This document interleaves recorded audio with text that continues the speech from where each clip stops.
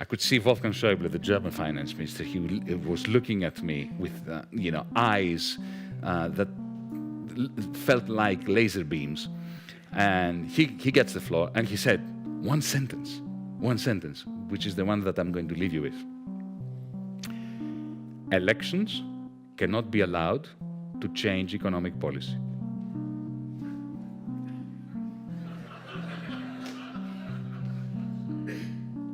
Got it? My response was, this is excellent news to the Chinese Communist Party because they believe that too. And I then came up with a proposal. This is why they hated me. I was very moderate and said, in that case, Wolfgang, let's ban elections in bankrupt countries. Let's come out and declare that in the European Union, you can only have democracy if you're a creditor country. If you're a debtor country, no democracy, elections cannot be allowed to change anything because we have a loan agreement. We have a debtor's prison. Let's put Greece in the workhouse. I didn't say all these things, but I did say the thing about the Chinese Communist Party. And I quote from his preface, "I've always believed that if you're not able to explain the economy in a language which young people can understand, then you're clueless yourself." This from its author, Yanis Varoufakis, a man not only known not to mince his words, but one who in fact wrote the book in Greek in 9 days. I'm Mary Stack, the director of Cambridge Forum, and tonight to assist us in navigating the murky waters of capitalism, and to quote Yanis, come to terms with the beast that dominates our lives, we are privileged to have the best of teachers, a philosopher and international economist, Yanis Varoufakis. And I'm very much looking forward to the conversation that we're going to have. But I've been asked to give a presentation, so I will, because sometimes I like to do as I'm told, not very often. The title that has been advertised, and some of you saw it outside and walked in, so I might as well honor the title, is a question. Is capitalism devouring democracy? Allow me to begin with a slightly different question. Have you noticed how in the last few decades the quality of politicians has tumbled? Not just in this country, everywhere. For God's sakes, even I became a politician in 2015. No, but seriously, there is a marked diminution in the rhetoric, in the capacity of politicians to inspire, and indeed, in the power that they have. Now, I don't believe that this is due to a degeneration of the DNA of humanity or of those who are interested in politics. What we have been observing is the shrinking of what I shall refer to as the political sphere. There used to be a time, before capitalism, when there was one sphere, the sphere of power. It was impossible to separate economic power from political power. The king had He had military power produced political power, and political power and economic power were one and the same thing. There is no great mystery, really, as to why there was no economics 150 years ago. Think about it. Harvard University did not have an economics department in the 19th century. Why? Because there was no need for it before capitalism came of age. Before capitalism, the political and the economic sphere were one. It was only with the enclosures in Britain that you had a remarkable transformation of society, that great transformation. The shifting from feudalism to capitalism. Effectively, the peasants were evicted from the land, replaced by sheep, because of the international trade routes that were creating an international market for wool, and some commodities like wool, like steel, like spices and so on, were emerging as international commodities with prices that were determined at the level of the international trade route system. And all the other commodities were goods, were effectively sidelined. So the lord of the land in Yorkshire or in Manchester had absolutely no incentive to retain those peasants, planting idiotic little, vegetables, when they could just chuck them out of the land, replace them with fat sheep, whose wool suddenly had an international value, exchange value. But the enclosures created the working class. It created the commodification of labor. Up until then, people worked very hard, but they didn't sell their labor. We had a very interesting reversal of the timing of economic production and distribution. Under feudalism, we had work, production first. People actually toiled, they worked the land, and they produced the harvest. Production came first. Then came distribution. The lord of the land, or the manor or whatever, would send the sheriff in and take his cut from the harvest. How much he would take and how much he would leave behind was a political issue. It had to do with military power. It had to do even with the benevolence of the Lord. It had to do with the extent to which the Lord needed to keep the peasants on side in case another lord tried to usurp his property rights over the land. It was a political, diplomatic, ethical, religious, economic process that determined distribution after production. And then finally, the surplus that the lord amassed was sold in nearby markets, and that created a financial surplus for the lord, which then he lent out. So we had production, distribution, and then finally, finance. But with the enclosures and the eviction of the peasantry, we had the exact opposite. Because suddenly, the last thing that lords wanted to do is to work or to be entrepreneurial. So the replacement of the peasants with the sheep meant that suddenly every acre of land had an economic value, an exchange value, a price that did not exist. That was not the case before. Why did it acquire this price? Because you knew how many sheep you could raise on an acre. You know how much, more or less, wool you would produce. International markets were providing the equilibrium price of the wool, so you knew how much exchange value, money, you could gather per acre of your land. And of course, then, once that price was established, that exchange value per acre was established, suddenly land became a commodity, to be rented out, to be sold, to be purchased. There was no real estate market before that. Land was either you inherited land, in which case you had it, and if you never inherited land, you never got it. And the only way of effectively getting land that you didn't have was through war, through conquest.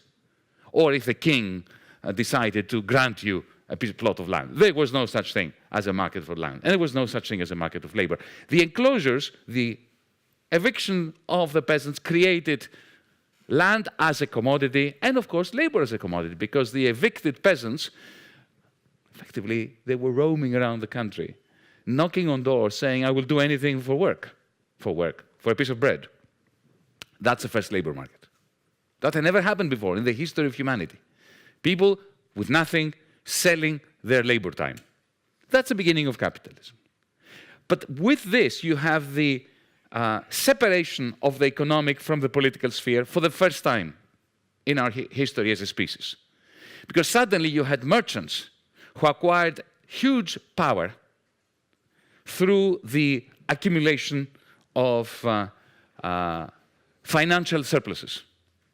Because the internationalization of those trade routes, the emergence of these few commodities as international commodities that bestowed substantial financial surplus upon those who handled them, whether they were the merchants, the ship owners, or the lords of the land, whose land now was used in order to cultivate, in inverted commas, wool.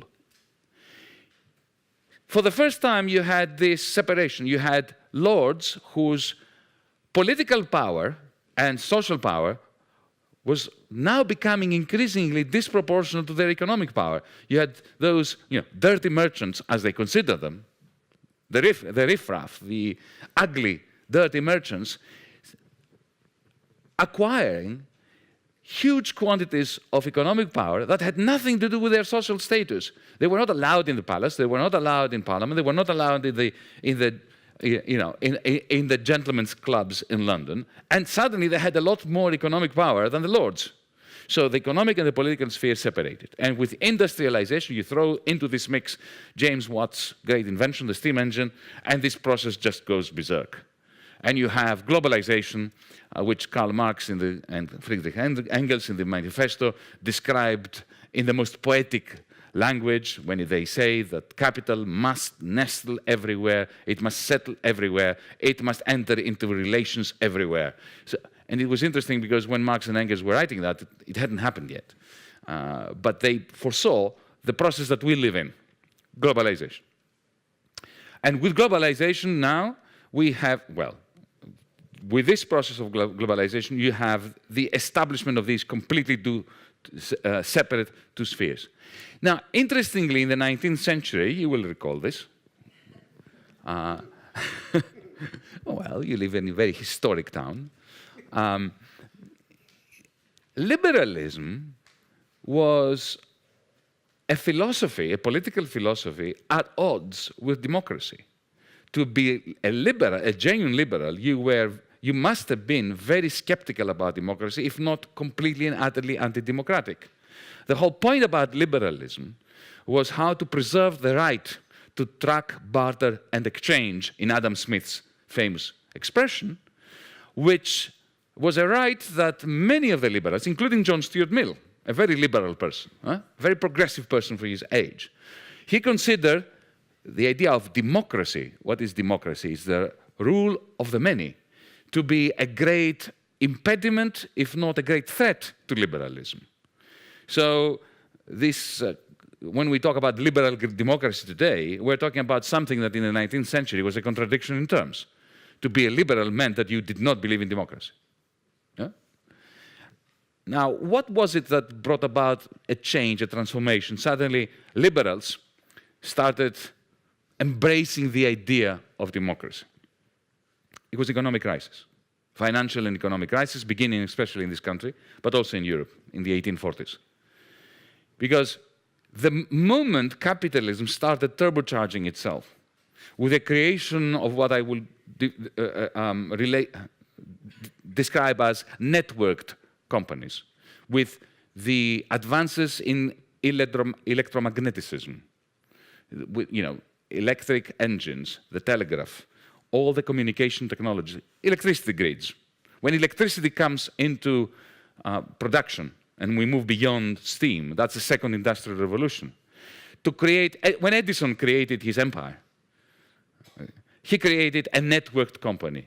Remember, from the electric bulb to the power generating station, to the grid, everything was part of this. We talk about Google now and Apple as being mega companies. Well, the mega company was invented with the second industrial revolution. But think about it. To set up a company like Edison's, or later Henry Ford's, and so on, you needed a lot of financing. You needed a lot of money. So suddenly, the new reversed order becomes very significant, because now, ever since the peasants were thrown out of the land, ever since the enclosures in Britain, the lord rented out, or leased out, an acre or a few acres to an ex-peasant and said, okay, I will charge you rent, you raise the sheep here, and you keep the difference, the residual payments. So once you pay for the land, me, once you pay the workers, the ones that have been expelled and now are working for a piece of bread, subsistence wages, once you pay for the sheep, for the shearing, scissors, whatever it is that you're using, your capital equipment, what you keep in the end is yours, is your profit. So suddenly these proto-entrepreneurs were forced, they didn't choose to do it, they were forced to become entrepreneurs. But how do you become an entrepreneur? First, you borrow. And usually you borrow it from the landlord. The landlord lends you the money to pay him rent with interest. So you see the reversal? Instead of finance coming at the end, we used to have production, then exchange or distribution, and then finally finance. Now we have finance first. First, at the beginning, there was the loan. Once the loan comes in, you hire the workers, you pay the rent. Immediately, you have distribution. So you have finance first, distribution second. The last thing that happens is production. So finance suddenly acquires a very special place in capitalism. Now, the beauty and ugliness of finance, of banking, is that it is a magical process. Because once we move from the landlord to Edison and Henry Ford, it is impossible to finance capitalism simply by the accumulated wealth of some rich person like the Lord. There was never enough money in the hands of any financier to provide Edison with the capital, with the money he needed in order to set up his networked firm. So you needed banks to conjure up money from nothing. And this is how finance has been working ever since the Second Industrial Revolution. How? By creating money from thin air.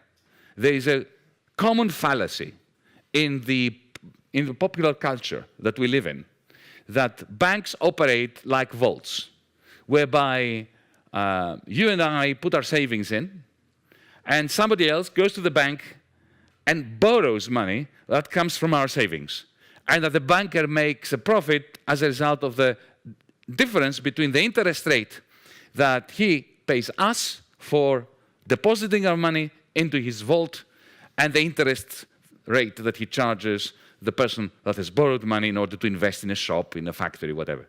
That is not what is going on. If you go to the bank tomorrow morning and you get a loan from the bank, the money is going to come out of thin air. The bank will create it out of nothing. It's really very simple. You get $100,000 to buy a house, to buy whatever, to invest in a business. What will happen is somebody's going to type 100,000, 100,000 into your bank account. So it's conjured up.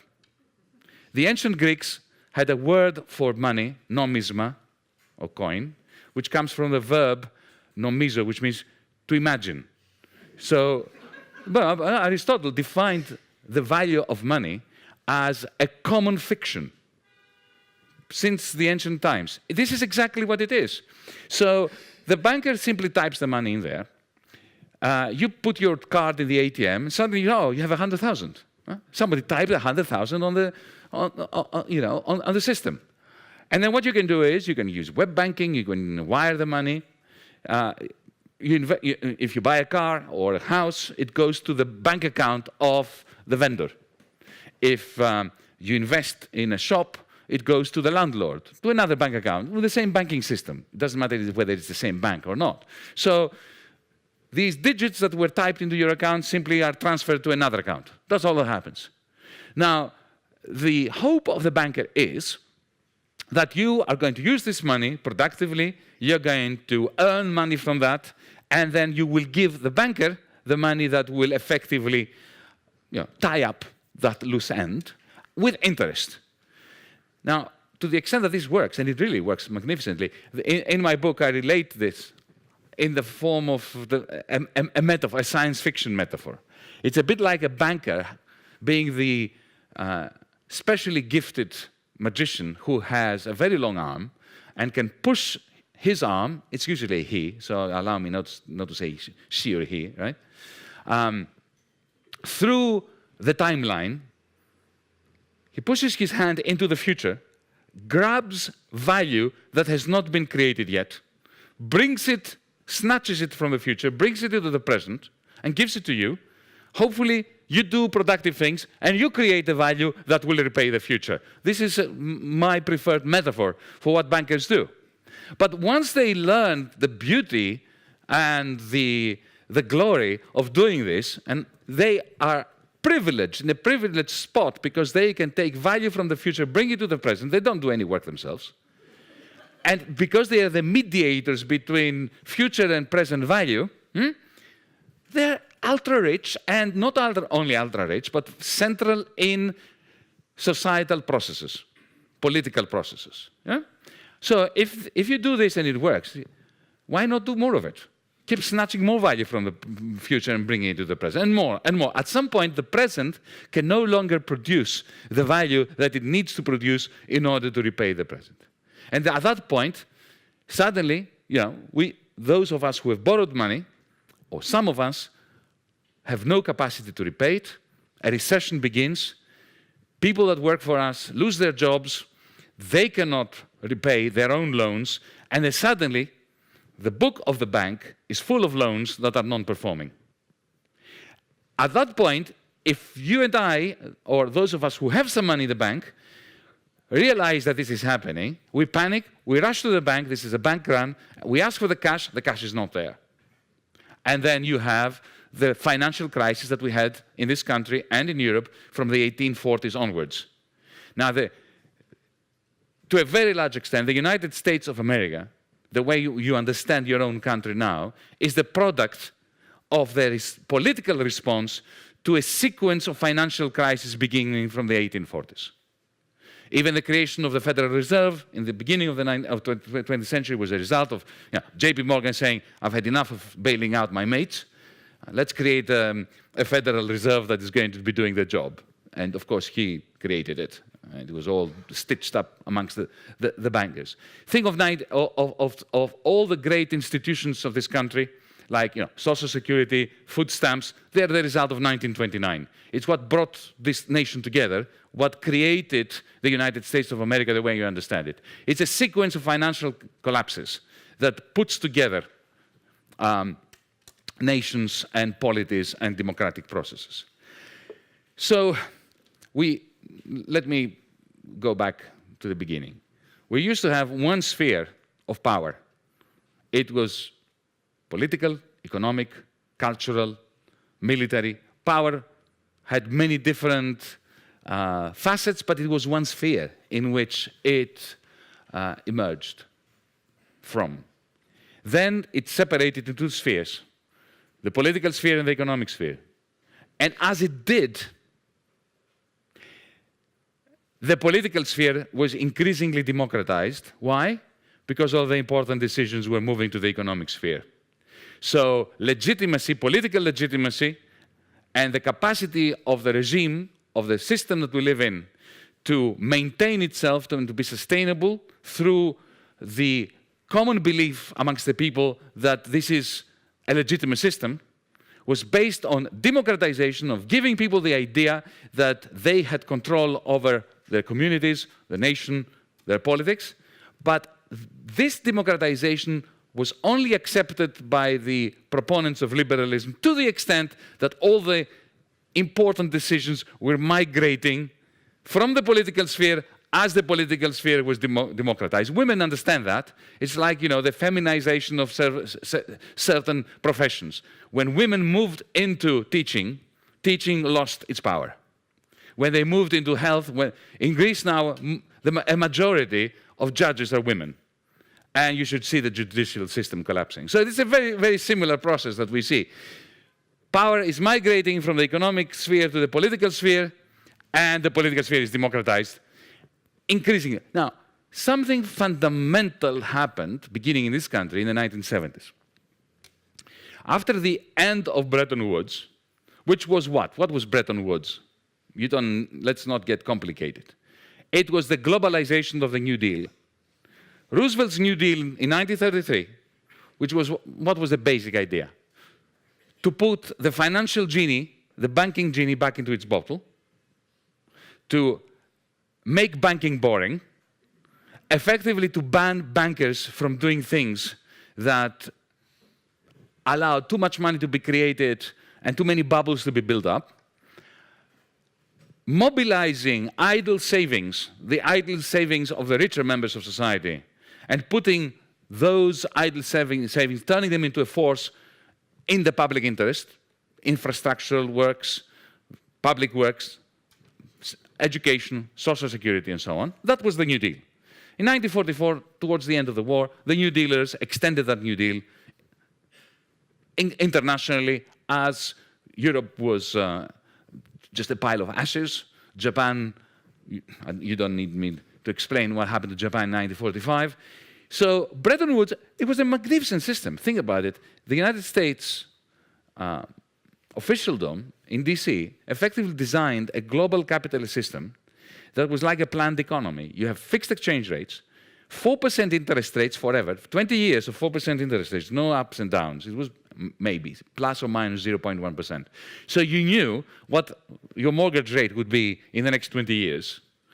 You knew if you wanted to change dollars for British pounds, you knew how many pounds you would get. You would get the same quantity year in, year out. So it was a world which was a nightmare for financiers. And of course, that was by design. Did you know that in the Bretton Woods Conference in New Hampshire in 1944, Roosevelt imposed one single rule on his own. The rest he left to his minions. There were representatives from 100 different countries.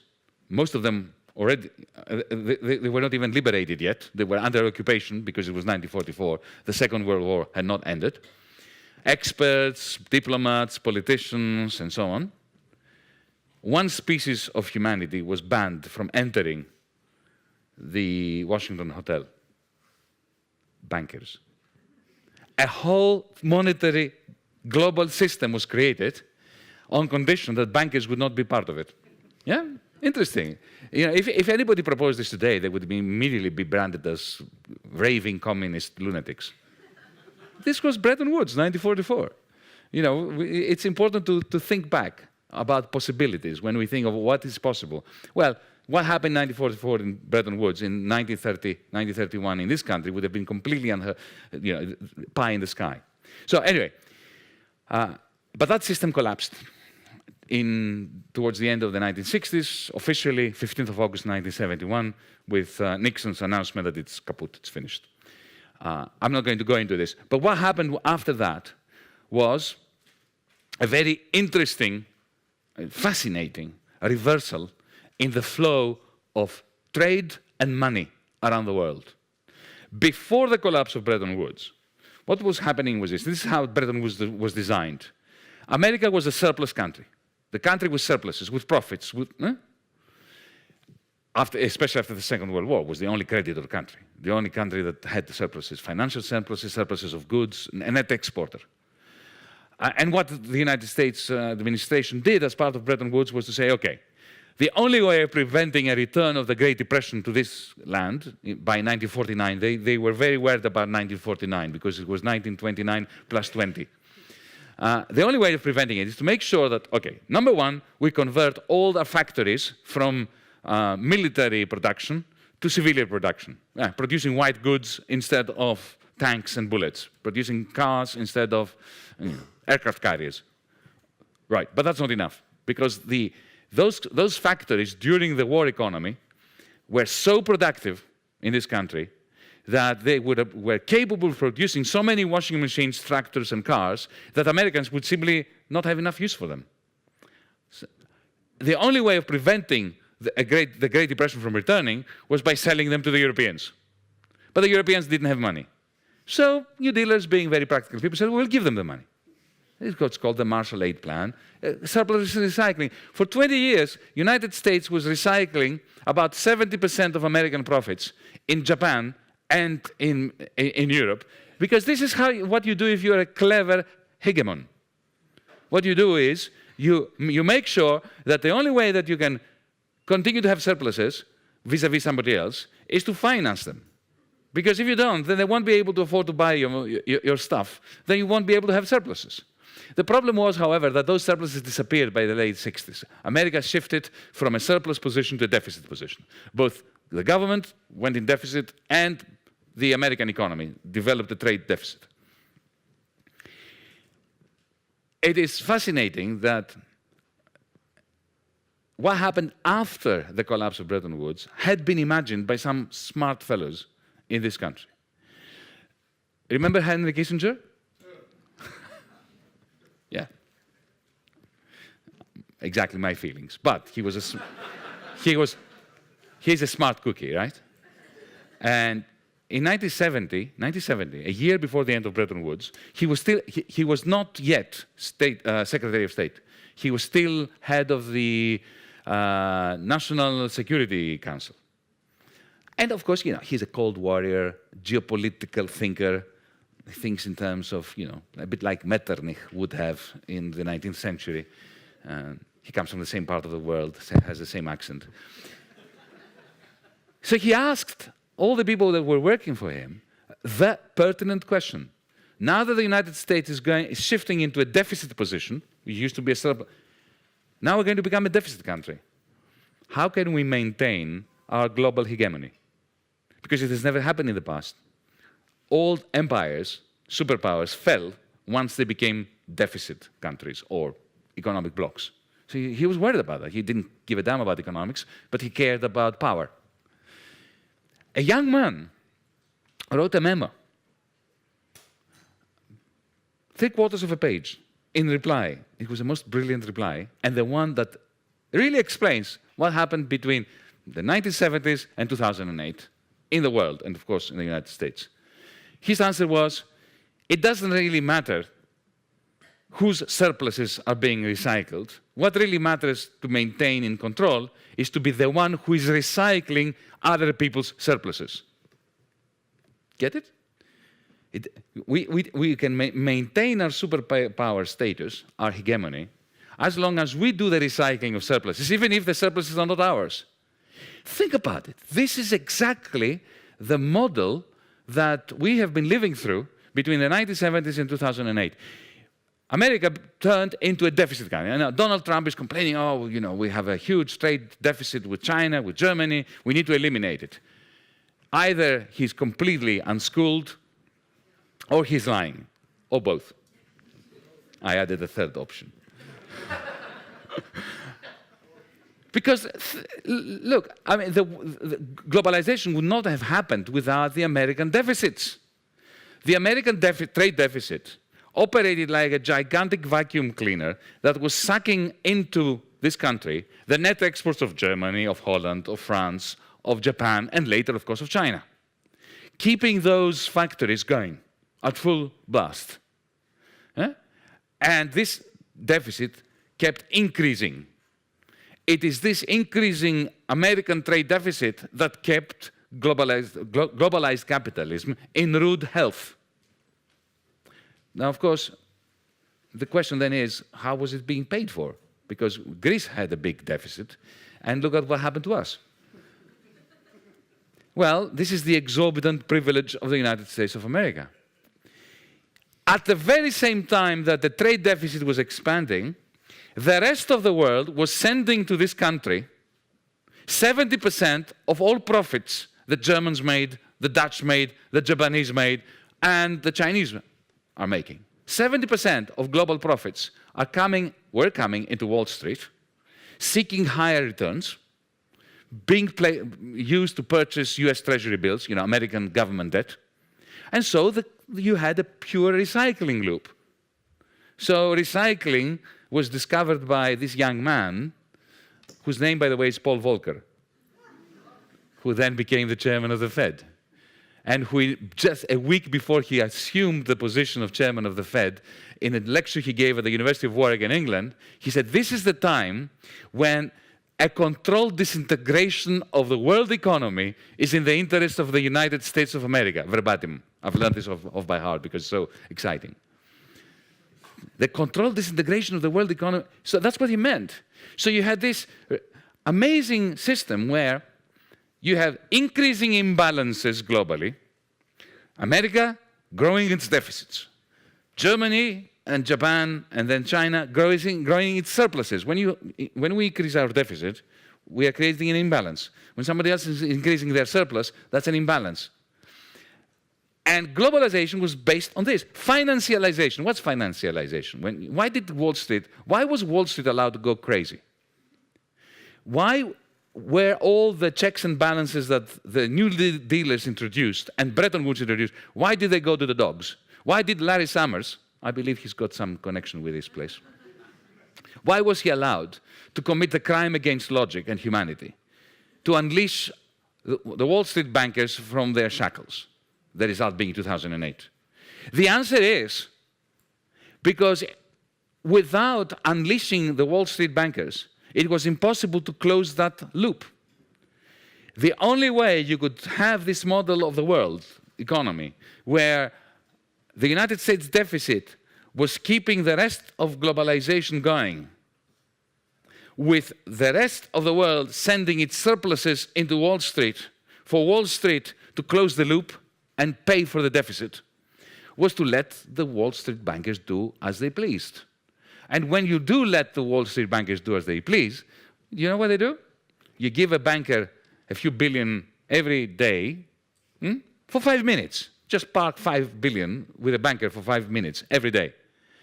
This is to invite them to create very sophisticated bets using that 5 billion every day that they are always going to win. If I were to give you 5 billion every day for 5 minutes, you would work out ways of making a load of money, and exponentially increasing load of money. Anyway, the problem is that they built so many pyramids of financialized derivatives on top of this tsunami of capital that the rest of the world was saying, that it combusted in 2008, and the result was what we're facing. So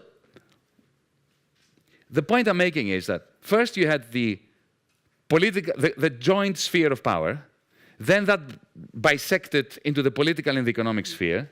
Then after the 1970s, the end of Bretton Woods, the economic sphere also divided and multiplied between the industrial sphere and the financial sphere. And all power ended up with finance. Because if you allow bankers to push their hand into the future so majestically, frequently, and without any kind of control, to bring value that has not been produced yet into the future and effectively to appropriate it themselves. And then you also say to them that they're too big to fail, and when they fail, then austerity for all is combined with socialism for the bankers. Then they have no reason why not to keep undermining capitalism again and again and again. So remember the question with which I started. Why do politicians seem to be so much less talented today than they were, 40 years ago, 20 years ago, 30 years ago? Well, the answer is because the political sphere is completely powerless. The spheres that now have acquired power are the economic sphere and, magnificently, the financial sphere. So if you're a young, talented person who wants to change the world, who wants to do things, who's not very ideological or historically minded, who wants power? What do you want to be, President of the United States or CEO of Goldman Sachs? CEO of Goldman Sachs. I remember the one longish conversation I had with Barack Obama when I was the finance minister of Greece. The first thing he said to me was, I feel solidarity for the Greek people and we're behind you, but there's not much I can do to help. Okay?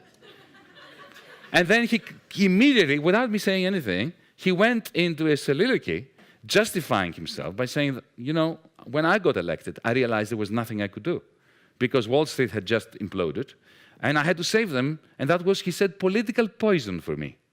Now, I don't know whether he believed it or not, and I can't see how he can explain the fact that he appointed Larry Summers to sort out the mess, unless, of course, you adopt the cynical view that it takes a murderer to work out how the criminal justice system should be reformed. So this is effectively the point I'm making. So is capitalism consistent or sustainable within a democratic polity? Can it coexist with democracy? Absolutely not. Because capitalism is generating this shift of power away from the political sphere. And even if you have fantastically scripted constitutions, beautiful congresses with wonderful procedures and so on, power is going to shift away from those processes. They're going to become fig leaves for a system where power lives somewhere else. In my first meeting of finance ministers in Europe,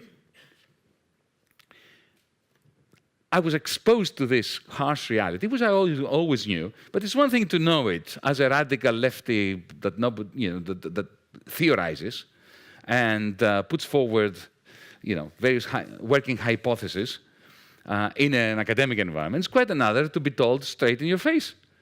That was the beauty of those few months I spent in government, was exactly that. I didn't have to theorize anymore.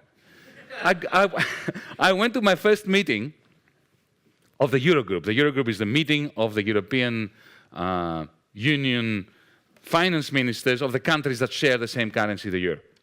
So I walked in there and I tried to be as moderate and as sensible and as friendly as anyone who comes from a country that is bankrupt and whose new government has a title, or the party that won, coalition of the radical left.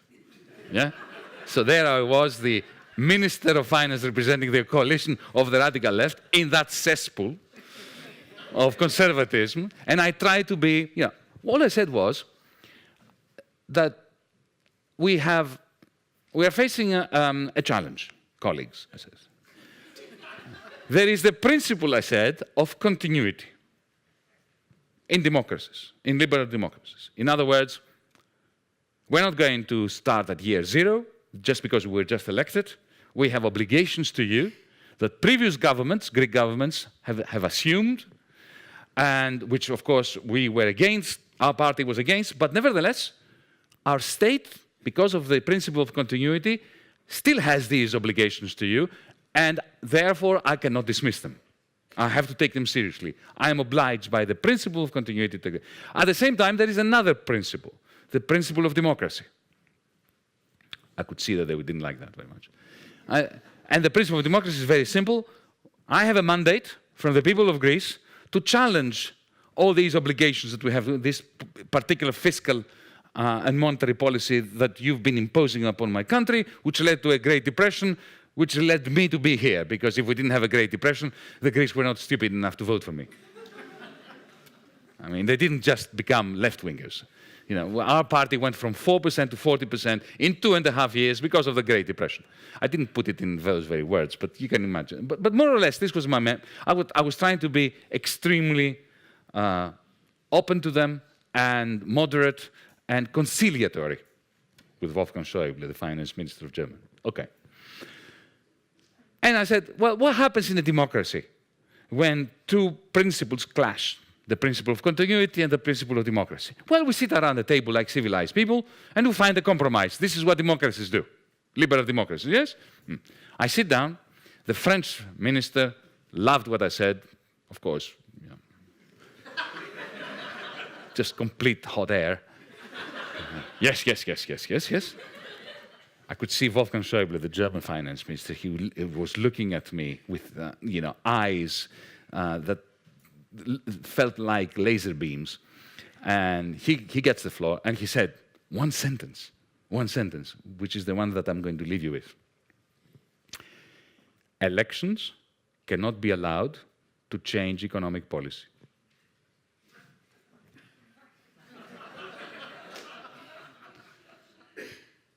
Got it?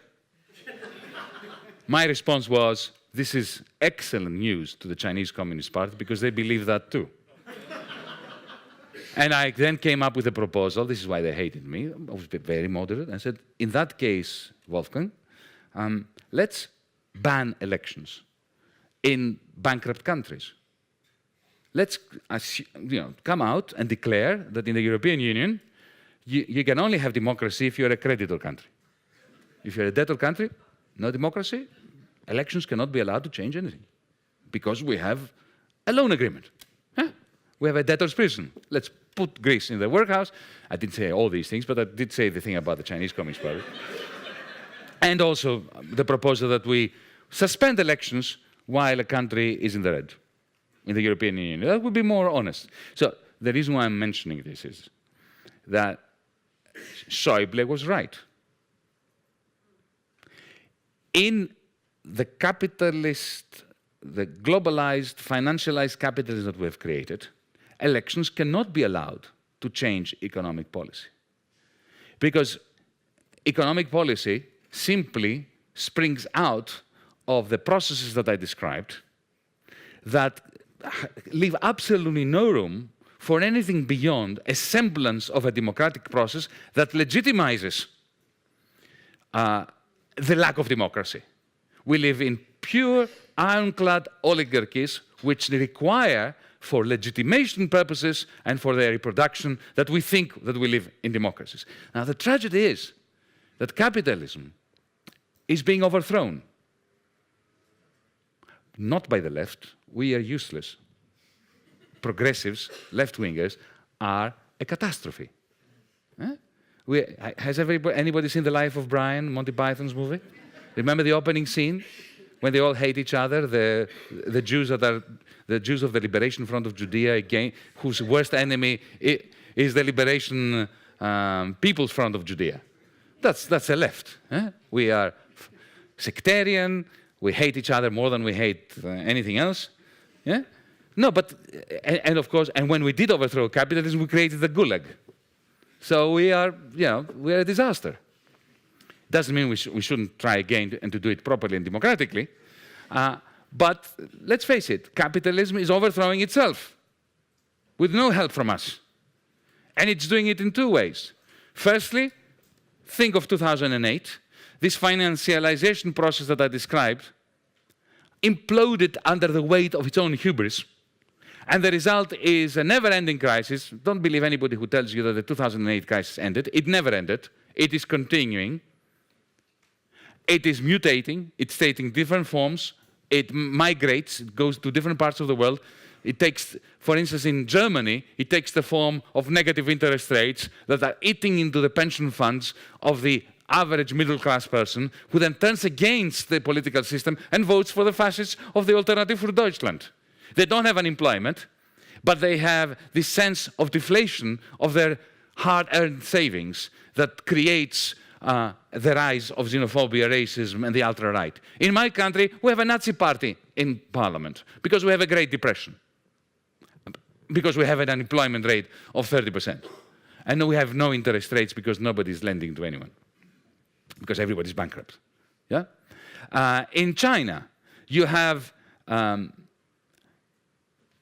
an investment rate, the proportion of GDP, of national income, that goes into investment is gigantic. It's 48%. 48 cents to every dollar earned in China goes into investment. Now, investment is a good thing, but overinvestment simply means that the Chinese authorities have given up on the West. Because, let's face it, the only reason why you don't have a Great Depression in this country today is because in 2008, which was your version, our version of 1929, two things happened differently to what happened in 1929. One was that the Federal Reserve started printing money as if there is no tomorrow. It didn't happen in 1929. And the second thing was China boosted its investment ratio so high in order to rebalance global capitalism. They did it very well, but it's not sustainable. So Europe is not sustainable, China is not sustainable, and the United States today, which is celebrating growth, what growth? You have 2.5% growth. All the things that shouldn't grow, grow. The things that should grow are not growing. You do not have any serious investment in good quality jobs in this country. You have wage stagnation. You have a situation, people say, oh, it's, this idiocy of the Democratic Party that Putin won the election against Hillary Clinton. Come on, wake up. You cannot say to Trump voters that they're idiots and Putin duped them. I mean, you can say that, but then that's it. You lose them forever. And it's also not true. People say to me, well, how do you explain that Trump won? I'm an economist, so I look at numbers. The number that I think is most spectacular in this country is that in 2016, more than half of the families in this country could not afford the cheapest new car, which cost $14,000. Either they didn't have the money, or they didn't have the money and they did not have the credit ratings necessary to borrow $14,000. More than half of the families cannot afford the cheapest car. That's why Trump got elected. Because Obama failed spectacularly to shift the burdens of the crisis of the financial sector onto the 0.1%. So, I've spoken for far too long. Let's end on a positive note. Shall we? Technically, it's really very simple. how to solve the problem or how to begin a process. We need a New Deal, except that this must be an international New Deal, exactly as the New Deal was in 1933, but globally. That's not new. Bretton Woods was an international New Deal. So we need a new Bretton Woods. We need progressives in this country, progressives in Europe, to get their act together and start collaborating. Because, you know, the bankers are very good at being internationalists. They love each other, and they work very closely together. The fascists are fantastic. You know, Trump loves Le Pen, Orban, the Alternative for Deutschland. They love each other, they cooperate. They have very good... Only we progressives fail to get together and start believing that it is possible to do that which has already been done before. It's not pie-in-the-sky stuff. Now, this in order to ameliorate the effects of the ongoing crisis after 2008. Then, once we stabilize the world, like Bretton Woods stabilized the world after the Second World War, then we can start thinking about post-capitalism. Because we must. Capitalism is overturning itself, not only through its crisis, but also through the technologies that it is creating. 3D printing, artificial intelligence, the internet, will make sure that in a few years there will be no need to have a corporation. Corporations will lack their raison d'etre. The only reason why you have General Motors is economies of scale. Economies of scale are dying because of the new technologies that capitalism is creating. So you are going to have a situation in which we are going to have magnificent productivity, magnificent capacity to produce stuff, but the large majority will not be able to buy any of it. So that will be a crisis of not just the poor and the have-nots, but also the haves.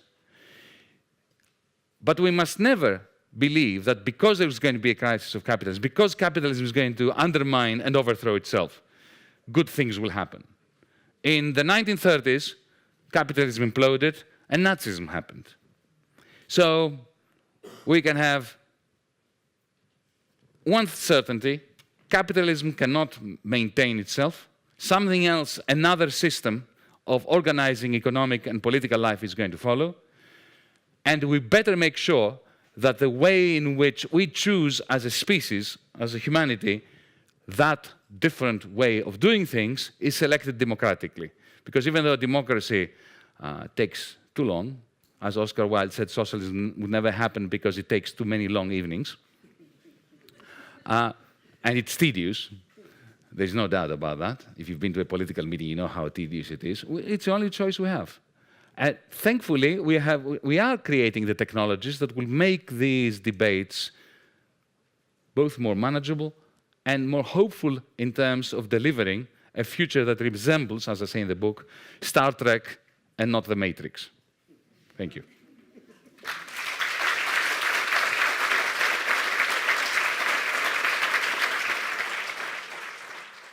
So, Yanis, you're a very interesting combination of idealism and pragmatism. You identified the problem that we have here, which led to somehow Trump being elected. Yet, that terrible income inequality, which has gotten way worse in the last 12 months and looks like it's going to get worse, even more, get worse again, did not produce enough people to elect Bernie Sanders. And I went to his rallies and he said great things.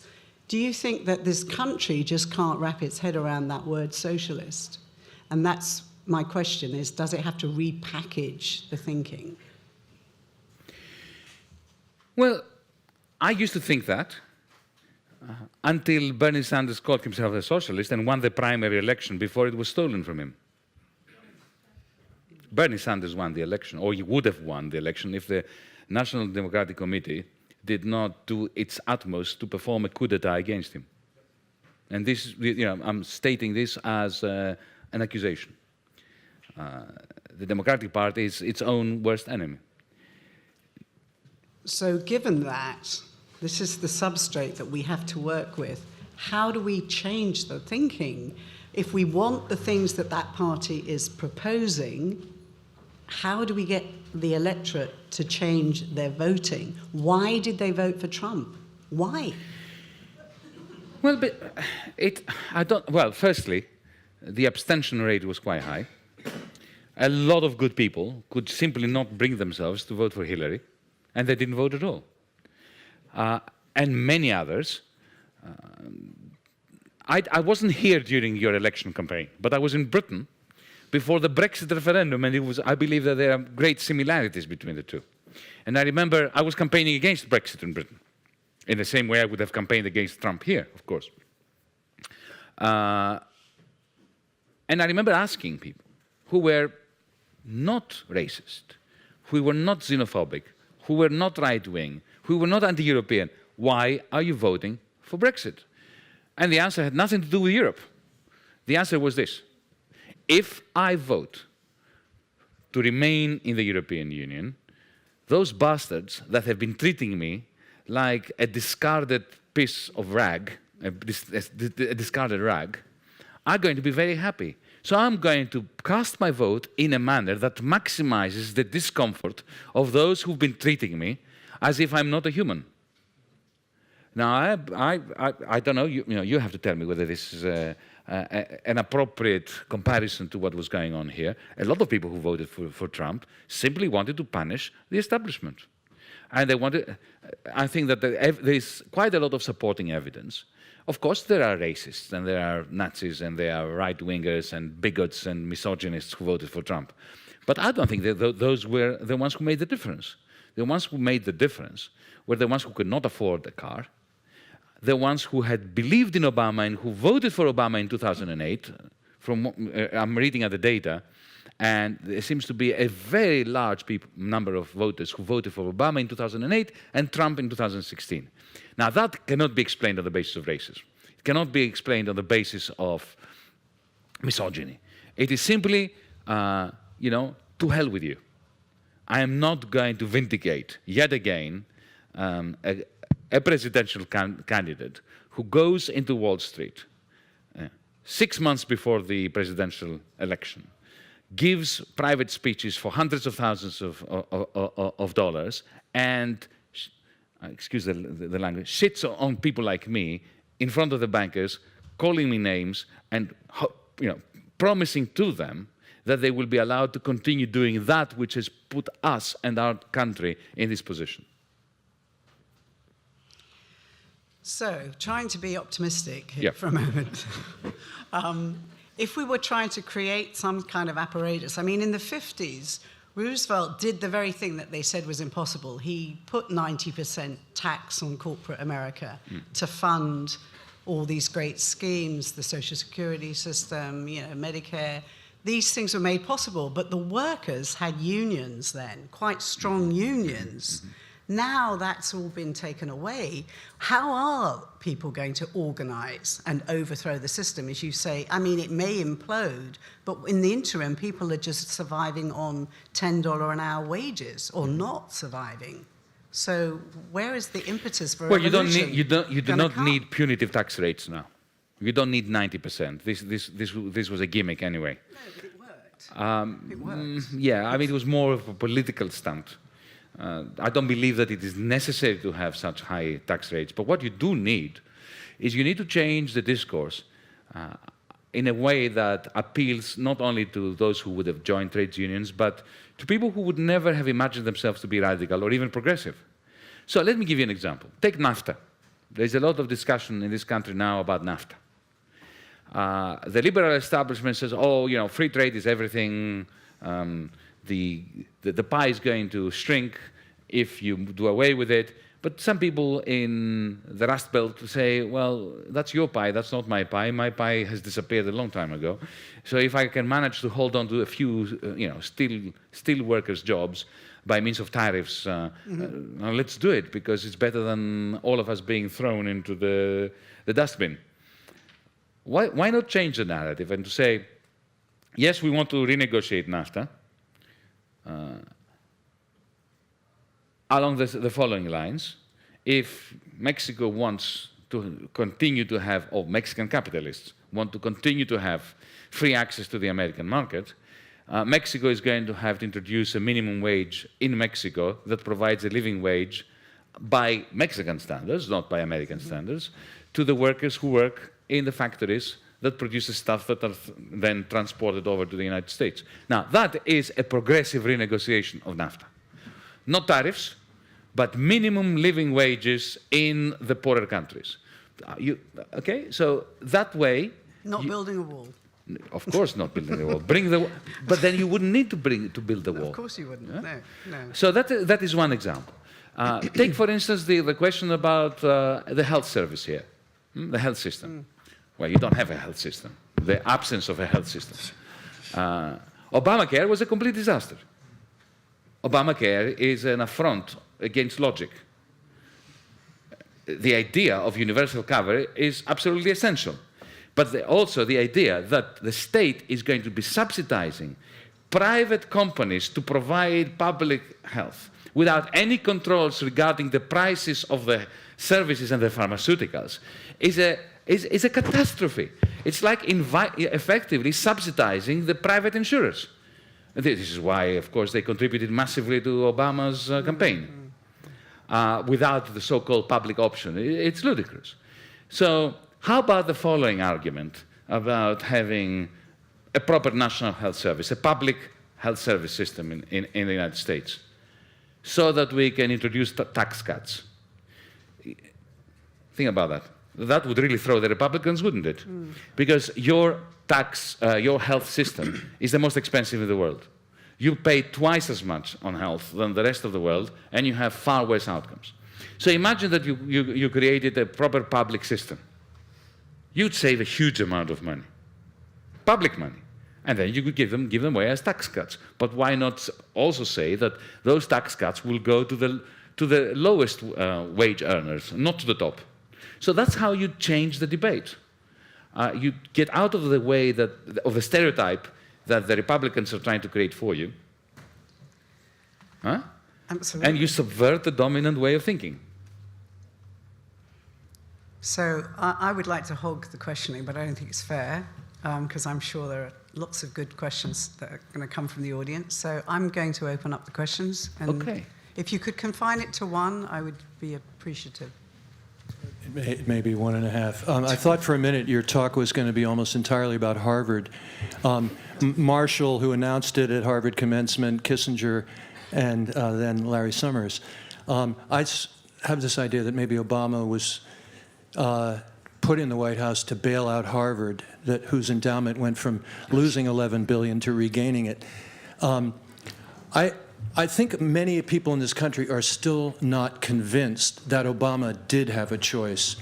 Now, you said, I believe that he did, but can you be a little more specific about, and you sort of writ large, you talk about a New Deal.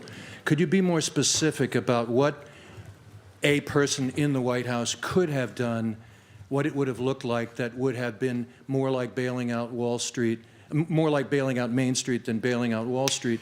And can you explain why the social democratic politics of building a politics where we control the government and regulate capitalism is not the way to go, but some other alternative politics is what you're implying, but you haven't really, I don't think, spelled out. Okay, I'll start from the second part. Look, the New Deal that I am suggesting as a first step is social democratic, but in the good old-fashioned sense of it. So you need social democratic measures in order to stabilize the political economy before we can have a genuine conversation about what comes next, the more radical part. Creating, for instance, changing corporate law. I mean, corporate law is a political value judgment. So when some corporation goes bust, who gets paid first amongst the creditors is a political decision. So why not change it? Why have the bankers get paid first and the workers last? Why allow people to own shares in a company in which they don't work? This is very, very radical, I know. But imagine having a situation where you can only have shares in a company in which you actually provide labor. Now, then you have socialism, but without state control. So that's the part of the second question. But let's go back to Obama. Did he have a choice? Of course he had a choice. He could have appointed as instead of appointing Tim Geithner and Larry Summers, he could have appointed Elizabeth Warren with a mandate to save the banks but to expropriate the bankers, which is not a new idea. In 1992, the Swedish banks, actually all the Scandinavian banks, went bust. And what the governments did then was to say to the bankers, okay, out. They took over the banks, they nationalized them, put in a new board of directors, and within 2 years they had sold them back to the private sector, but cleansed. The original bankers had gone, okay, with new regulations. He didn't do that. He left, Jamie Dimon, Goldman Sachs intact, all the structures of power. In 2009, when he moved into the White House, for about 6 to 8 months, I grant you, not more than that, he had a window of opportunity, he had the whole nation behind him, he could have done that, even Republicans would have, even libertarians would have approved of expropriating the bankers. He didn't. Instead, he allowed Larry and Tim to create the so-called Summers-Geithner plan. If you haven't studied that, go and study it. It is a remarkable, ingenious way of conjuring up around $9 trillion and giving it to the bankers without anybody realizing it. You remember the bailout that Hank Paulson came up with was $700 billion, and everybody went, $700 billion. Initially, he was defeated in Congress, and then he managed to push it through. $700 billion is peanuts. Geithner and Summers created $9 trillion without anybody realizing it. Okay? So Obama had a choice to do it, and he did it. Okay? Now we are paying for it because Trump is president. I've been very concerned lately about China and sort of we have transferred so much money from our economy over to China by buying all those things and supporting their economy over there so they could make more and more money. They are now all over Africa, buying things and investing over there and getting those countries dependent on them and supporting, non-democratic people. And I'm just like wondering, whom? Well, we are in a country that supports Saudi Arabia. yes, that's true. Right. So suddenly we have a problem with, superpowers supporting non-democratic people. Yes, yes, I do, but I also am just concerned that we've sort of created the economic power that China sort of has now, and they're using it, I fear, going to be using it against us eventually and against the better interests of a lot of people. Allow me to put your mind to rest. Okay, great. You shouldn't worry about that. Okay. It's very simple. And let me explain why you shouldn't worry about that. But please continue. Well, they're in Africa. They're lending money to countries to build ports and different infrastructure. To build what? Port, harbors. And what's wrong with that? And, well, because... Countries that need ports get ports. But they're making people dependent on... I know, it's the same thing that we've done, which is no, it's horrible not. Around the world. They are far more humanistic than the United States ever was. Really? Okay. Absolutely. Great. So... Let me give you an example. Of course they are peddling for influence. Yeah. Yeah? But they are non-interventionist. Absolutely non-interventionist in a way that Europeans, the West, has never managed to fathom. But I have a feeling they have a longer-term thought process that is more interventionist. All right. But anyway, let's judge what we see. Let's judge what. Okay. Wait, let's start at the beginning. The Chinese never asked Apple to go to Shenzhen and produce all the iPhones. It was Steve Jobs that decided that. Yeah? Mm-hmm. It was not China that went to Washington, D.C. and demanded that they buy a third of your national debt. If they hadn't bought it, you would be in serious trouble. Mm-hmm. Okay. Number 3. I did allude to this in my talk. If in 2008 China had not cranked up their credit bubble, you would be in a new Great Depression now. Mm-hmm. So, China, the United States, and the European Union are absolutely synergistic, and they need one another in a way that if we fail to acknowledge and to nurture, billions of people, including the majority of the people in this country, are going to suffer.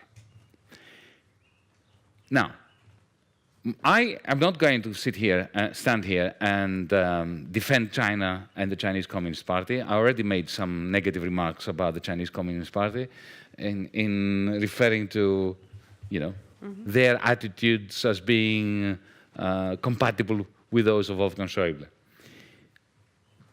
My concern about China is the authoritarian manner in which the Chinese regime is treating the Chinese people. As a Democrat, I have a problem with this. Mind you, I have to tell you that, from my understanding of China, it's a very interesting social experiment, in the sense that at the local level, or the regional level, you now have a boisterous democracy. At the local and regional level.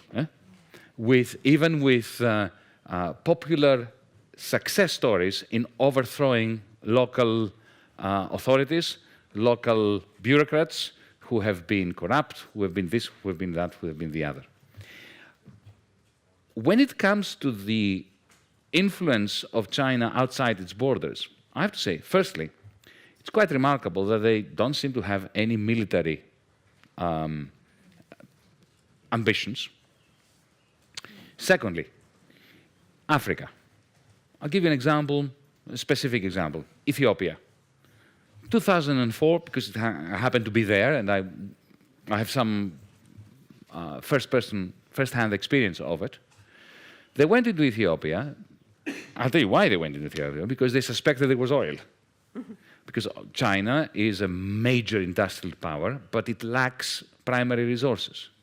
Now, instead of going into Africa with troops, colonially, destroying the country, killing people like the West has done for the last 100 years, what they did was they went to Addis Ababa and they said to the government, we would like, we can see you have problems with your infrastructure, we would like to build some new airports, upgrade your railway system, create a telephone system, and rebuild your roads. And we'll do this all for free. No strings attached. We don't want anything from you. And they did. Why did they do it? Because it's soft power.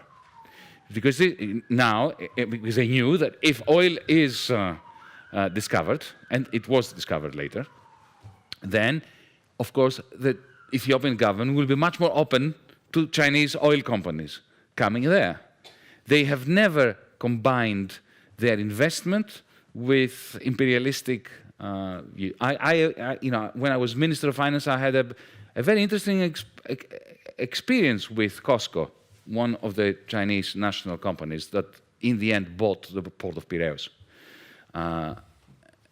When I moved into the ministry, I found a contract from the previous government that they had already sold the port of Piraeus for a pittance and other ridiculous conditions to the Chinese, under the guidance, of course, of the European Union and the International Monetary Fund as well.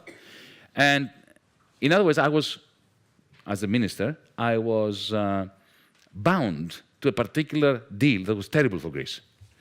And I went to the Chinese and discussed it with them. And I was really astonished. I said to them, look, you're paying too little, you're not committing to a sufficient level of investment, and you are treating our workers as fodder. You are effectively subcontracting labor to horrible companies that exploit the workers, and I can't deal with this. And effectively, I proposed to them to renegotiate the contract. So instead of getting 67% of the shares of the port, they would get, with the same price, 51%. The remaining shares would go into the Greek pension fund system in order to bolster the capitalization of the public pensions. Secondly, I want you to commit to 180 million euros of investment within 12 months. And thirdly, proper collective bargaining with the trade unions and no subcontracting of labor. And to my astonishment, they said, okay. Can you imagine if that was a German company or an American company? That's why I'm saying I don't think you should worry. Okay, I won't.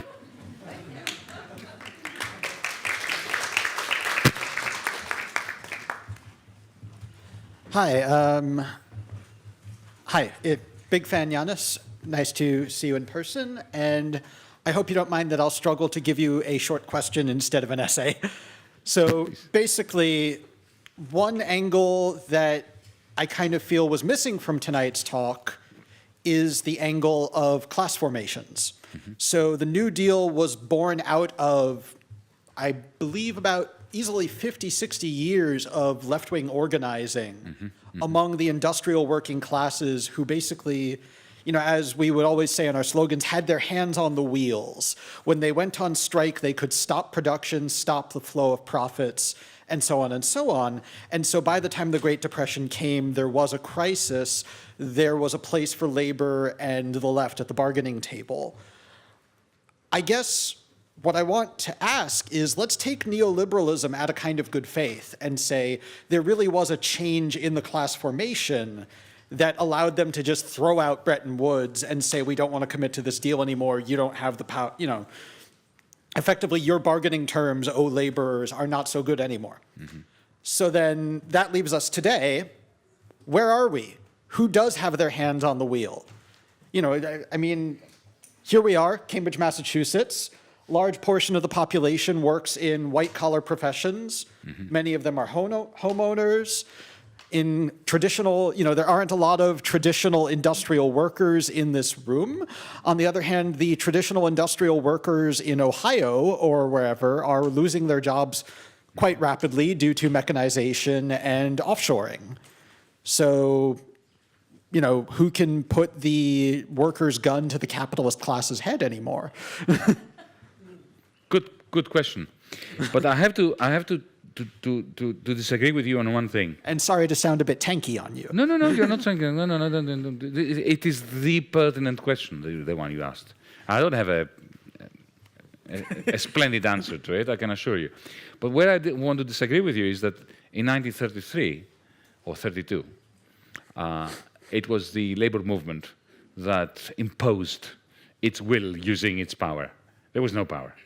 The 1929 the great crash and then the depression that followed completely depleted trade unions of any bargaining power. When you have a situation where you've got hordes of people outside the factory gates begging to be allowed into work at any wage, you don't have trade union power. So it was a political process that led, not a labor process, that led to the New Deal. And let's not forget that FDR was not a revolutionary leader, he was a patrician. Yeah, he was a bourgeois. Even Keynes, I mean, think about Keynes. Keynes hated the workers. He loathed trade unions.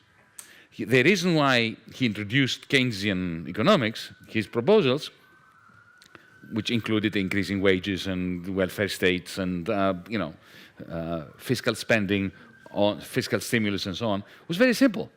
He wanted to preserve capitalism, and he understood that capitalism was not very good at preserving itself. That's a very large part of the motivation of Roosevelt. It was not that he was being pushed by the industrial might of the labor unions. Well, so that gives you a bit of hope. Since that didn't happen then, maybe we don't need strong trade unions today. Today, I think that from a class formation point of view, what worries me and what I think is should be the objective is how to organize the precariat, how to turn those who live a precarious existence, the Uberized workers, into a political force, because they now are falling through the cracks of society. They are like the lumpen proletariat used to be. They are disappearing. I mean, a person who works 18 hours a day in an Uber is not a person. It's a lost soul. It's a moving, monument to misanthropy. So that for me is a major question. But okay, allow me just to be a little to shift towards something that may sound science fiction, but I don't think it is. We need to think innovatively about collective action. I do not believe that a revolution is going to come through trade unions in industrial sites simply because they are fading, unless the robots organize. And they do the revolution on our behalf. You never know. I've read a science fiction novel where the computer, in the end, organized the revolution. No, but let me give you an example. Today you have millions of people who are being exploited by public utility companies that have been privatized and which are financialized. And they have already sold to financiers the next 20 years of the electricity bills that you will be paying. And as a result of this financialization, your bill is going up and up and up, completely disproportionately to the cost of producing electricity, water, whatever. What if we could work out which financial derivatives, which CDOs are packaging the bills in a particular neighborhood and another neighborhood and another neighborhood, and we organize through the internet so that we can have an electricity bill payment strike that is timed in such a way as to explode those CDOs and make them bankrupt.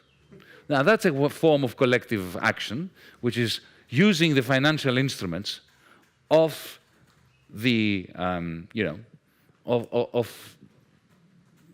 this kind of network against it. We need to think beyond the, modern times Charlie Chaplin. Thank you very much. Very interesting stuff. Kalispera. Kalispera. That's all the Greek I know. So I originally tried to do a PhD on the topic you talked at length about the separation between political power and economic power, specifically about the European Union and how it sort of formalized this split between the political spheres no longer has to do anything with what the people want with economic organization. No one wanted to touch that one with the 10-foot pole, so I'm doing something else now, but it remains my passion. But so to keep the question reasonably short, what is the one change, what are the one of I assume the many changes you'd like to see in the structure of the European Union that could address this, if you could choose just one thing? Right, well, I'll be very brief in my response. We need to federate. Because there are only two choices here. Either we break it up, which many people want, even on the left, thinking that that recoiling into the bosom of the nation state is somehow going to allow them to create socialism in one country. Yeah, right. Yeah? Or we're going to have to create, a democratic union. Now, the problem is that with this crisis that we have, which is both economic and political and moral, if you want, we can't have a serious discussion about federation because we have centrifugal forces that are pulling us apart. So this is why our movement, you may have heard of a movement that I'm part of, DM25, we're proposing what we call a European New Deal. A New Deal in order to stabilize and bring hope back so that we can have a discussion on how to federate. Thank you very much. I'm also going to ask a question about the European Union and about Greece and about the immigration problem, which is all the more on everyone's minds because of what Trump has just done with wiping out the agreement on the Iranian nuclear situation. I recently read that on the island of Lesbos, I believe, which is an island that receives a lot of the immigrants from the Middle East, Syria, that Greeks were attacking the immigrants. And I read that I have read for years now that conditions in the camps are terrible.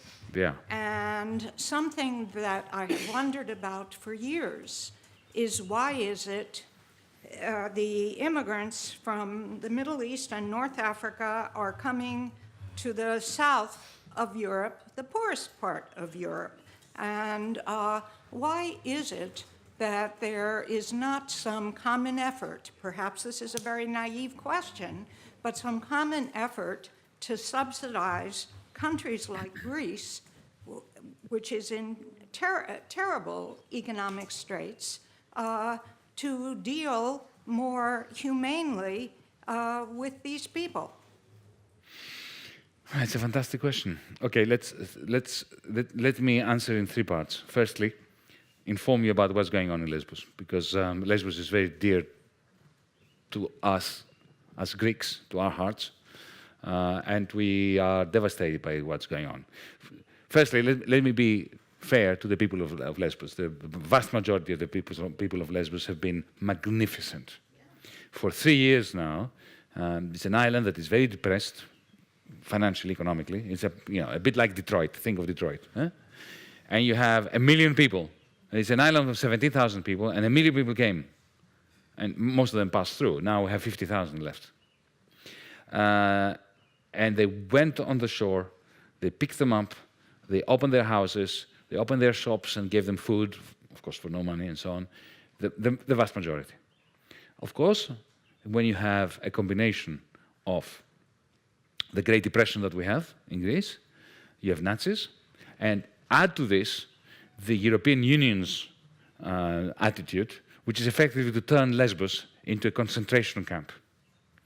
And the Greeks who live there then become very susceptible to the toxic narrative of the Greek Nazis, who say to them, see, these bastards came here, and now we are, instead of being a beautiful Greek Aegean island and receiving tourists and doing well, we are ourselves part of a concentration camp. So it's very, very difficult to fight against this narrative. But I tell you what I think. So the situation on the ground, there are 3 camps. One is called Moria. It is the most notorious one. It is a camp that can hold under reasonable conditions, not good, but reasonable. 2,000 people, there are 10,000 people now in there.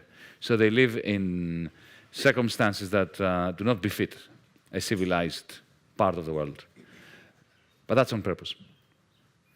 It is run by the European Union and the United Nations, and it is a cesspool of misery on purpose to deter others from coming. There are another 2 camps that local NGOs have created, and they're magnificent. They're absolutely magnificent. If you look at the circumstances in there, the people, the problem they have is that they don't have much capacity. So there are 300 families in one and 110 families in the other. But they live. It's actually quite heartwarming to see. Of course, the problem is that none of these people have any kind of guarantee of safety. I was talking to activists in the good camps who educate them, teach them English, their own language, because they have kids who speak Farsi, Persian, and they teach them computing, and they put a lot of effort in it, and it's really heartwarming. But they say to me, do you know the tragedy of not knowing what's going to happen tomorrow morning, because the police may come in, grab one of them, put them in chains, throw them on the boat back to Turkey.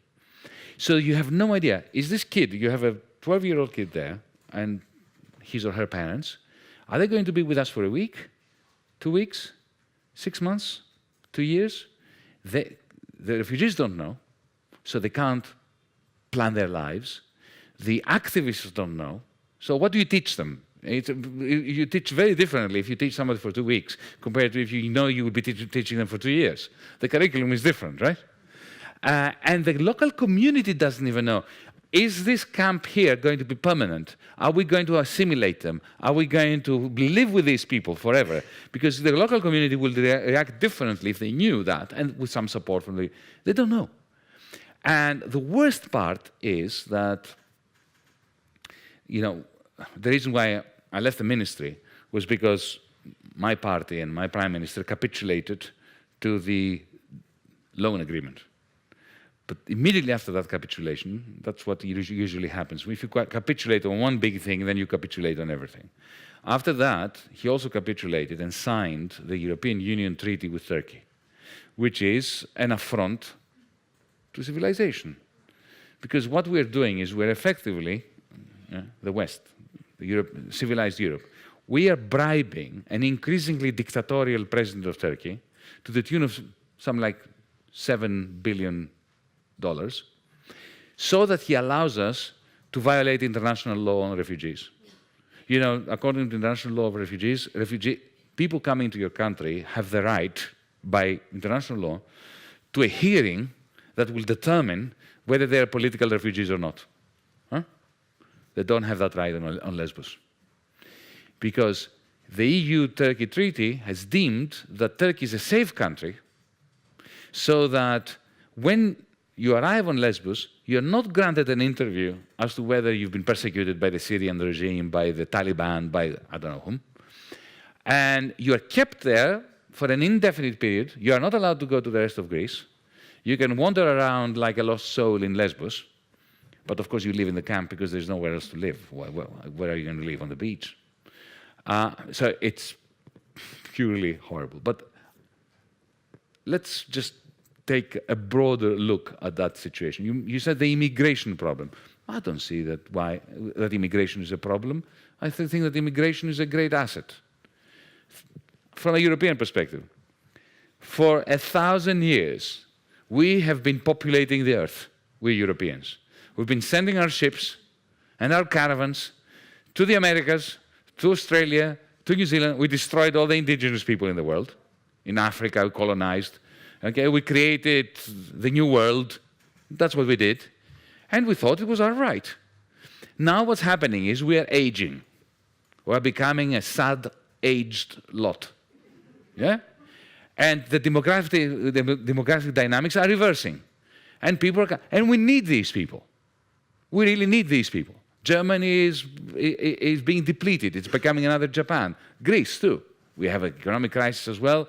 You know, we are in a process of desertification.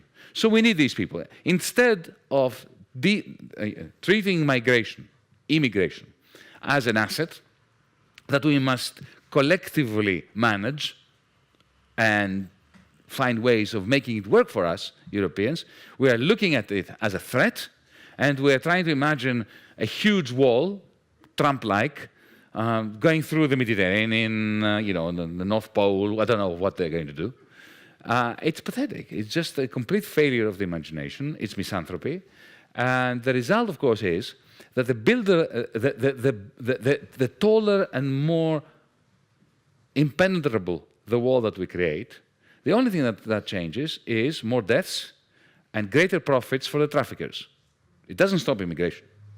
All it does, it creates insecurity, both in the local population and in the migrant population, and profits for the traffickers.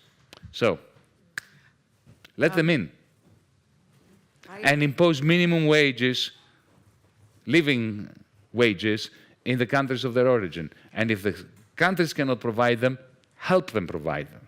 That's the solution, not walls. Hi. I can't help but notice that we're talking about the continuum of capitalism while we overlook a graveyard. My understanding, which might be wrong, is that we're paying approximately $8 trillion for the wars in interest. For the wars? For the wars, U.S. Yeah. How does an economy overcome that? I mean, and how does that play out? $8 trillion in interest per year, if that's... No, it's not 8 trillion per year. It's not? No. Okay. No. No. But what is your general concern? That we pay too much for what? For the debt? No, I'm talking about the wars, just the wars. Yeah. All right, let me change. Maybe it's 8 billion, but not 8 trillion. Okay, then my figures are wrong. 3 zeros is okay. Okay. Well, look, the United States of America, as Eisenhower told you in the 1950s and warned you, is predicated upon a very interesting industrial policy. You don't have a formal industrial policy, you have something called the military-industrial complex. And the military-industrial complex is essential for American capitalism in the way that the American capitalism has been created. So the reason why Missouri and Massachusetts can be in the same union, and you don't have the same problems that we have between Greece and Germany, is because you have what I call a surplus recycling mechanism. You have food stamps, you have social security, and that means that money that is taxed in the surplus states is transferred to the deficit states, and that keeps a degree of balance. But the most important part of your surplus recycling mechanism is in military-industrial complex. So when Boeing gets a contract to build the new generation of fighter jets, quadrillions, yeah? The Pentagon says to them, yeah, but you're going to have to build the engine in a new site in Missouri, in the deficit places, you know, the plane, the spare parts of this and that over there, and so on. So to keep this going, you need some wars. I'm not proposing that this is how it should be. I'm just describing it. So in 1991, the Pentagon and the Treasury Department in this country had a major headache. The Cold War had finished. So they could no longer pass through Congress on the basis of national security the bills that were necessary in order to keep replenishing the cruise and Pershing missiles. So they had to clear the stock. So you had the first war in Iraq. And they cleared, you know, remember the war had finished, and they were going into the middle of the desert and fighting all the cruise and Pershing missiles to get rid of them so that they could order new ones in order to maintain. So capitalism is just a very rational system, because it's a very simple reason why it's so irrational, because it has a productive capacity, a capacity to produce, which far exceeds its capacity to consume. So something has to make up this difference. And war is the result, not just lack of democracy. Hi, thank you for tonight. Question for you. If we theoretically go back to 2015, you're now in charge instead of Tsipras, in charge of Greece. Faced with harsh austerity versus Grexit, what political path would you have chosen? Well, you know the answer. That's why I'm here. I'm not in the ministry. Why am I not in the ministry? No. Why did I resign? Because we had an agreement. We had a very simple agreement. And this is the only reason why I accepted the finance ministry and to run in the election.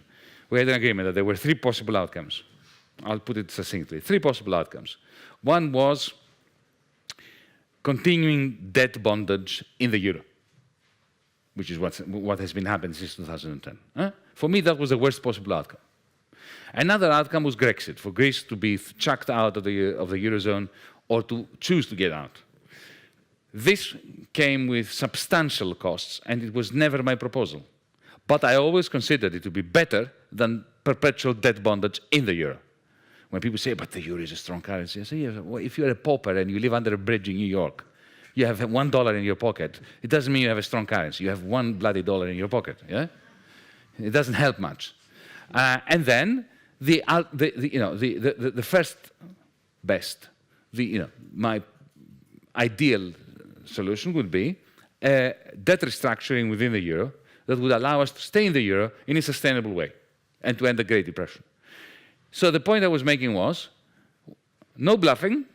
We say to them, we don't want to get out of the euro, but we need a debt restructure, and we need the end of austerity for Greece to remain sustainable within the euro. And that's what we want. And let's sit down and we will compromise. I did say to Obama when he said, but Yanis, you have to compromise. I compromised. I said, I dream of compromise. But I'm never going to be compromised. There's a fundamental difference between the two. Okay? And we say to them that we are not going to accept that we are not putting our signature on another loan agreement that extends and pretends our bankruptcy into the future. So shoot us, kill us, get us out of the euro. We don't want to get out of the euro, but we consider getting out of the euro to be a lesser evil than staying under the conditions of debt. So Tsipras supposedly agreed with me, and not only agreed with me, but considered to be more right-wing than him, and more ready to compromise. And he had some reasons. I mean, not that he was right, but you'll be very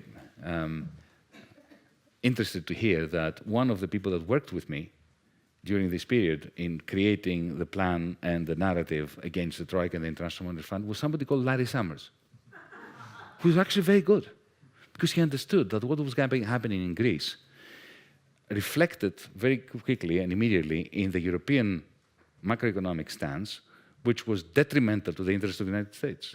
So we worked together. with Larry Summers. And when we met, I said, I'm very glad you haven't read my last book. And he said, why? I said, because I referred to it to you on a number of occasions in the same book as a Prince of Darkness. And he said, well, at least you called me a prince. I've been called worse. So it's clear. Yeah. The two organizations I like to follow side by side, the DM25 movement and 6 Degrees of Citizen Space in Canada with John Ralston Saul. And I just really enjoyed John Ralston Saul's book, The Collapse of Globalism. And he describes this idea of a positive form of nationalism that we haven't explored. We think of nationalism as negative, and we often only see negative forms based on exclusion. But our movements like DM25, imagining and exploring, possibly hijacking and displacing hate with positive forms of nationalism that are centered around inclusion and sort of collective missions like reducing inequality that can capture a lot of the people that are displaced in this country, the Trump voters that might not be racist, that just wanted a better deal. And they really fall in with the flag. When someone waves the flag, they're easy to be manipulated. They just feel that they must go with it. But now in this country, when you see 2 American flags on the back of a pickup truck, that's kind of a hate symbol. You know, the left, progressive people that enjoy inclusion have maybe allowed the flag to get stolen from them. But then at the same time, you know, we need to integrate nationalism, possibly a new form, with ideas like a federation, you know, to gain more power back into the political sphere against, you know, the financial sphere. Well, let me say that I get your drift. I grew up in a culture where the left answered this question of yours a long time ago by making a distinction not between positive and negative nationalism, but between nationalism and patriotism. Our line was always we're patriots, and the difference between a patriot and a nationalist, the patriot loves his country, and the nationalist thinks that his country has the right to steamroll over every other country. And I think that is a good way of resolving it.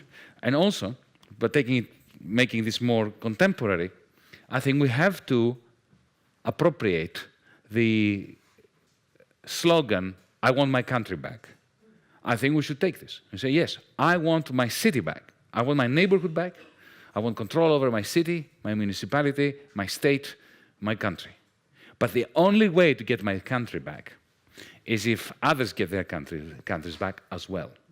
And if we all work together and we understand that to get our countries back, we need to resolve problems such as low-quality jobs, low levels of investment in the green transition that the planet needs, climate change and so on, that we need to fight poverty. And it is impossible to fight poverty in one country when it's rising in other countries. If you think that you can do that, you are deluding yourself. So in effect, to embed patriotism in a narrative which sees the major problems that society faces, like poverty, low investment, problems with the health service and so on, as we see climate change. What I mean by that is climate change requires local action, that we do things here in Boston, that we do things in Massachusetts, in the United States, but we have to act globally as well. And we need to cooperate. Because resolving poverty, as I said, can only happen the Bretton Woods system is a good example. Poverty fell everywhere throughout the global system of the Bretton Woods. Inequality shrunk everywhere. It couldn't rise in one place massively and fall in another. So we have to combine love of country, of neighborhood, of community, patriotism, with a transnationalism and internationalism that allows us to claim our own countries back. A funny multinational question that I would love to hear answered from you. In the book, John Ralston Saul describes this concept where a lot of the trade that we have is fictitious. It is multinationals trading with themselves. Yeah, of course. And can you it's called limit pricing. Well, now, you know, we were just creating these tariffs that might not really get to the root of the issue. We were punishing multinationals. We weren't punishing another nation. We were punishing multinationals that straddle two nations, and that not a lot of people in this country know how to think of these concepts and think of... Well, I have a better way of punishing the multinationals. How about making the IRS do its job? Because if you go to Venezuela, oh, bad example, if you go to Italy and make some money, you get taxed here. You are taxed by the IRS on your global income. You cannot say, I made $10,000 in Napoli, and therefore that's none of your business, taxman or woman. No, you get taxed on your global income in the United States, unless you're a corporation. And then you don't get taxed at all for the money you stash away all over the world. How about having the IRS do its job, instead of introducing tariffs that in the end have a detrimental effect on all of us? The IRS can't Yes, it can. that. Yes, of course They it can can. invent the Of course you can. itself. No. They need their marching orders from Congress. They need the politicians to say to them, you're going to treat... Look, the Supreme Court, in its infinite idiocy, decided that corporations and and individuals will be treated the same when it comes to super PACs and all that, right? Yeah. Well, why not also decide that corporations and individuals will be treated the same tax-wise? Okay, I remember a take beautiful the poster I saw in Texas saying that... I like it. No, okay. We're going to take the last question. I believe that corporations have human rights when I see one of them being hanged. Yeah. That was Texas for you. Yeah. In the briefest and broadest of strokes, in the post-capitalistic world that you envision, what does the credit system look like, and how does it achieve equilibrium with the sovereignty of states? Okay, how long do we have? No, but let me put it simply. If we have a system where private property is maintained over goods and services and things that give you happiness, but not over productive processes, and productive processes belong to those that work them, that are part of it, then you simply do not have a credit system. You don't need one at all. And your justification for that is? That credit is only necessary when you've got an asymmetrical distribution of property rights over means of production. So you wouldn't say... If you and I have a cooperative, if you and I cycles? have a cooperative, if we own a business together, we have a partnership, then I'm never going to be in your debt or you in my debt. We're going to be producing together, and we're going to be sharing the profits that we make, the economic rents. What about investors? Well, there will be no investors. What about the other parts? Because investors exist only because you have an asymmetrical distribution of wealth. And so back If you didn't have asymmetrical distribution... But look, this is going to be the topic of my next book. I have not written it yet. So I'll see you in 2 years.